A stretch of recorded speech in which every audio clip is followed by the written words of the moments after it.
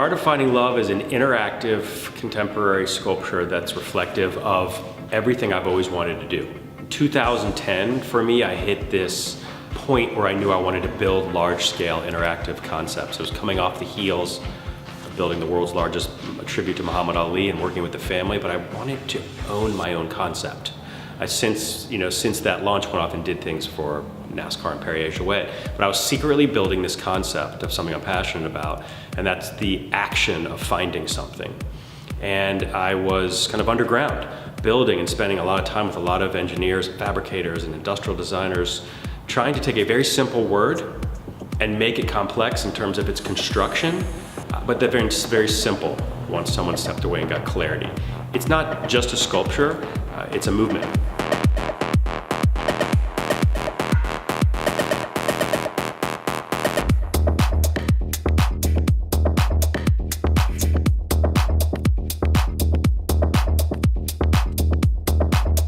So my name is Pip Tompkin, and I'm one of the partners here at Pip Tompkin Design in Los Angeles, California. We're fundamentally an industrial design company, and we help do front-end work to create creative solutions to help people solve problems, to develop products.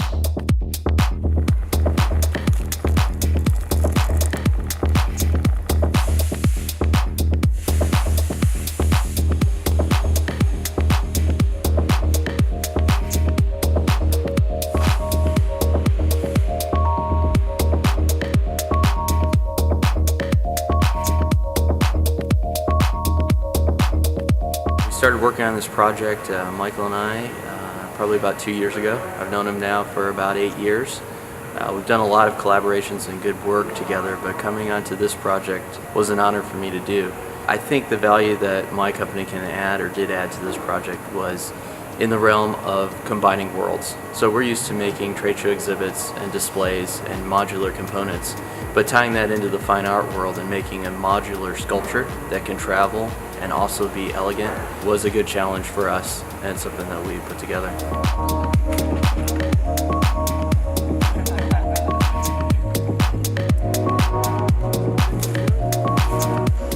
So we got introduced to Michael in 2015, and Michael came into the studio and spoke a lot about what he was doing, and spoke about a project that he would like to collaborate with some other creative entities to create something around the theme of love. And Michael was interested in doing something.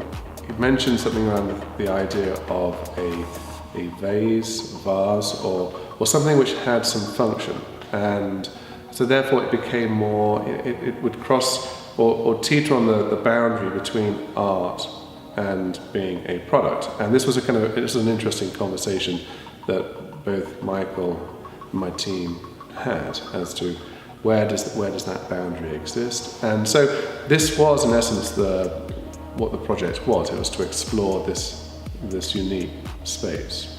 The inception of the piece was a hybrid of this interacting with something that you didn't know what it was until you got to a certain point and there was a reveal. There's this aha, unwrapping a present. I found that while building the Muhammad Ali monument, and wanted to give that same context and interaction to love. I could make anything I want. Any artist can make anything they want. What am I gonna spend the next 10 years, 5 years, designing, building, fabricating, and then go into fabrication mode to create a different scaled version of these at a few different levels? And I knew it was love, but not love as a noun, love as a verb. The idea of finding it, the action. And so for me, as an artist that has felt like put a pin in these large scale concepts, I knew I wanted people to interact with these giant shapes that were contemporary, not knowing what it was, until they literally moved away 40 feet and realized they were in love. So it started there. It always starts there for me, as an idea that I scribble on the side of the bed and then figure out later how to do it.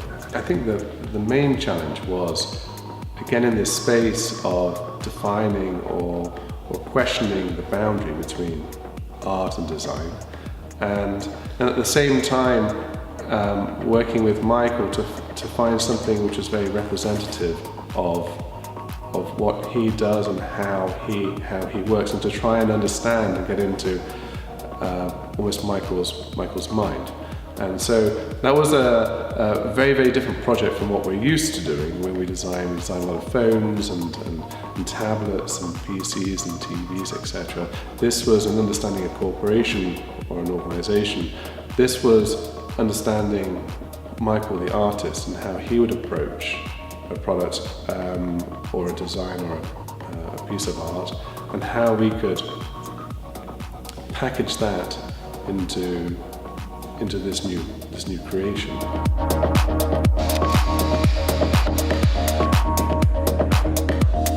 There's going to be 9 20-foot sculptural versions of The Art of Finding Love, the first of which was built modular, so it travels the country. The idea being that we're going to collect 2 million stories, whatever love means to you. I want people to interact with it, and then interact with it as well digitally, virtually, and put messages in it as to what their story of love is. So the piece was unveiled here in Los Angeles at one of the more high-profile public malls in the country called The Grove, and then it went and traveled to my gallery, FP Contemporary, here in Culver City, and then the idea is that it's going to go around the country and collect stories. But something that I didn't realize when I was creating this piece, and even working with engineers and designers, is that it screamed for people to walk in it, to stand on it, to sit in it. And I said this to a lot of people, that for me, sometimes you don't realize what something becomes. But for me to see the piece, which was unveiled a few weeks ago in a very public space, and to see 40,000 people a day walking through, and kids sitting on it, and people taking pictures and finding that aha moment, it was really powerful. It was a really special thing.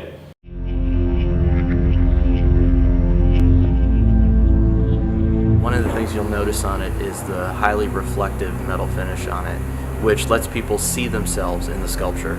So we like to say that you can see yourself in love, and whatever that means to the person looking through the mirror is what it is.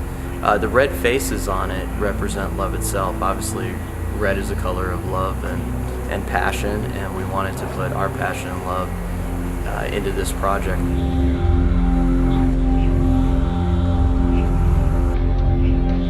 It was a beautiful object, but then suddenly when you got it to the right point, it revealed itself. It's not like a trick. There's something really just beautiful and poetic.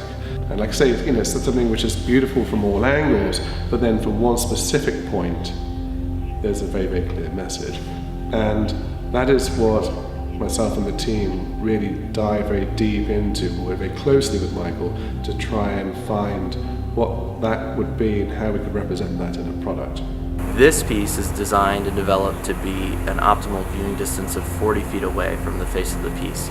So when walking around it and admiring the beauty of it, it doesn't take shape until you get 40 feet away from dead center, and then you can read what it actually says.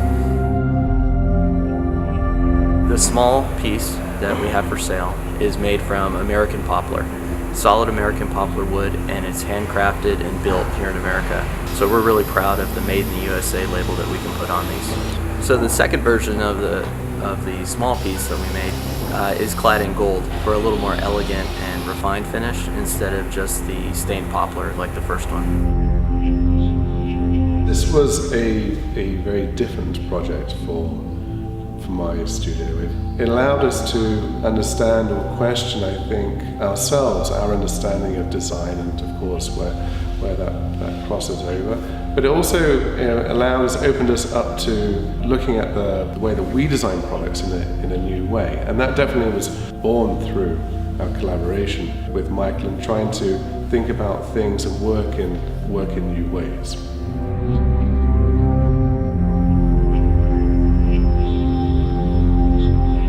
We're in a really divisive time, obviously, and I believe, and I always have, that music and art bring people together, and people can rally behind that. You see it in all different forms, and what better time to build a bridge and to build something that people can talk about than now, in 2017, and the idea of love. If you can't get together, on the same page for something like that, finding love, well, then we need to educate people on what they do. So whatever's going on, I can't control, but maybe in some small way, or in a big way, through a 20-foot by 6-foot interactive piece that's in a dozen cities around the country, winding up at Miami Art Basel in December. And to have this thing going to key cities around the country, I think it's really powerful.